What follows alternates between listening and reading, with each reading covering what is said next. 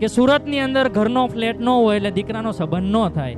એના માટે થઈને એને બિચારાને શું કરવાનું કે હપ્તાની ઉપર, લોનની ઉપર ફ્લેટ લેવાનો. બાપ દીકરો બે સવારથી સાંજ સુધી કાળી મજૂરી કરતા હોય. હવે ઈ ફ્લેટ લેવાની ખરેખર એની કેપેસિટી ન હોય, પણ દીકરાને સંબંધ કરવા હાટું થઈને ઈ ફ્લેટ લેવાનો હોય.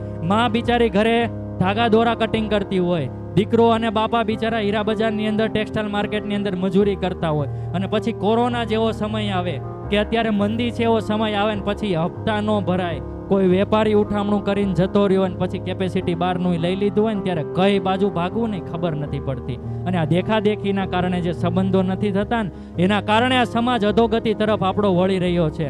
પણ જે દિવસે આપણે એનામાંથી દૂર થઈને જે રીતે જૂની પદ્ધતિથી આપણે લગ્ન થતા હતા, જે રીતે દાદા કે બા જઈને ઘર ખોડું જોઈને, અને એ રીતે જે દિવસે આ સમાજની અંદર પાછા સંબંધો થવા લાગશે ને, તેથી જ્યાં સરદાર વલ્લભભાઈ પટેલનું સપનું જે સાકાર કરીને ગયા હતા ને કે અખંડ ભારતનું મારે નિર્માણ કરવું છે, એ નિર્માણ તો એ કરીને ગયા હતા, પણ એ નિર્માણને અત્યારે આપણે તોડી રહ્યા છીએ. અને જે દિવસે એ બાજુ પાછા વળશું ને તેથી સરદાર ઉપરથી બેઠા બેઠા આપણા કાર્યને બિરદાવશે.